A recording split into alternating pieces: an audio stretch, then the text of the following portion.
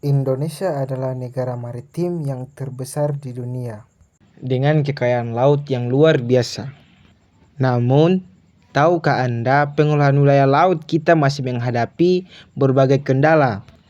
Salah satu yang paling mendasar adalah tumpang tindih peraturan hukum yang menyebabkan penegakan hukum menjadi kurang efektif. Pada video kali ini, kita akan membahas isi jurnal berjudul Lex Omnibus Kelautan, sebuah gagasan penyelesaian konflik hukum dan konflik norma dalam penegakan hukum di laut dan pesisir. Karya Andreas M. D. Ratuanak dan Jurgen R. Lituali di Universitas Patimura. Dari jurnal ini kita akan mengulas penyebab konflik hukum di wilayah laut dan pesisir, dampak yang ditimbulkan, solusi yang diusulkan untuk mewujudkan penegakan hukum yang lebih efektif.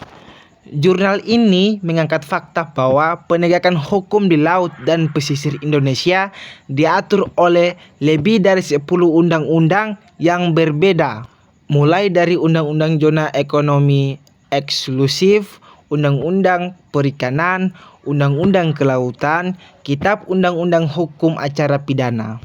Masing-masing peraturan ini memberikan kewenangan kepada instansi yang berbeda, seperti kepolisian, kejaksaan, tentara, Badan Keamanan Laut, Bea Cukai, dan Satuan Tugas Pemberantasan Penangkapan Ikan Ilegal. Penelitian ini menggunakan metode hukum normatif, yaitu menelaah peraturan perundang-undang dan literatur hukum, kemudian menganalisisnya dengan pendekatan konseptual untuk merumuskan sebuah gagasan penyelesaian. Lalu apa masalah sebenarnya? Masalah utamanya adalah ketika satu tugas penegakan hukum bisa dilakukan oleh banyak instansi sekaligus di wilayah yang sama, berdasarkan dasar hukum yang berbeda-beda. Kondisi inilah yang disebut penulis sebagai satu tugas banyak petugas. Pemerintah sebenarnya pernah mencoba mengatasi masalah ini lewat Pemerintah Nomor 115 Tahun 2015 tentang Satuan Tugas Pemberantasan Penangkapan Ikan secara ilegal. Tapi sayangnya upaya ini tidak cukup ampuh. Mengapa? Karena kedudukan peraturan pemerintah berada di bawah undang-undang. Dalam hierarki hukum, peraturan yang lebih rendah tidak bisa membatalkan peraturan yang lebih tinggi. Inilah yang oleh penulis disebut sebagai ketidakimbangan antara masalah dan solusi. Dampak dari tumpang tindih ini cukup nyata. Yang pertama, berpotensi memicu konflik antara instansi di lapangan saat menangani kasus yang sama. Yang kedua, penegakan hukum ini menjadi tidak efektif dan tidak efisien. Yang ketiga, ancaman ini bersifat laten, artinya bisa muncul kapan saja selama akar masalahnya belum diselesaikan. Dan yang tidak kalah penting,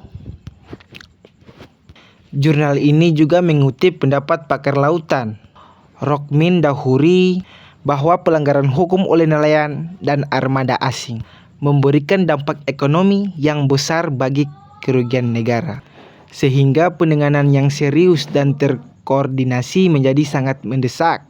Lalu solusi apa yang ditawarkan dalam jurnal ini?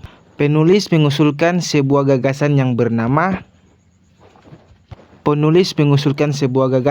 bernama Lex Omnibus Penegakan Hukum di Laut dan Pesisir. Gagasan ini terdiri dari dua unsur utama. Yang pertama, Kodeks Omnibus, yaitu penataan ulang seluruh peraturan perundang-undang yang ada, termasuk putusan pengadilan, traktat, dan hukum adat, menjadi satu peraturan tunggal yang terinteraksi.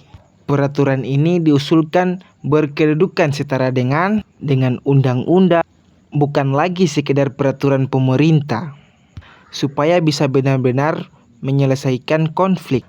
antar undang-undang yang sederajat. Yang kedua, paradigma baru, yaitu kesepahaman bersama antara instansi penegakan hukum serta antara hukum nasional dan hukum adat dalam menyelesaikan konflik di laut dan di pesisir. Dengan menyamakan kedudukan peraturan baru ini setingkat undang-undang, maka asas-asas hukum seperti aturan khusus mengesampingkan aturan umum dan aturan baru mengesampingkan aturan lama bisa diterapkan secara adil karena tidak ada lagi ketimpangan hierarki seperti yang terjadi sebelumnya. Sebagai kesimpulan, gagasan Lex Omnibus Kelautan ini menawarkan jalan keluar yang sistematis dalam komprehensif untuk mengatasi tumpang tindih hukum di laut dan pesisir Indonesia. Bukan hanya soal mengganti satu aturan dengan aturan lain, tapi membangun satu sistem hukum yang utuh dan disertai kesepahaman bersama di antara semua pihak yang terlibat. Tentu mewujudkan gagasan ini bukan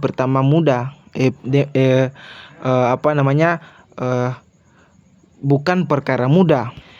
Dibutuhkan kemauan politik, kerjasama lintas lembaga, dan keterlibatan aktif masyarakat serta akademisi.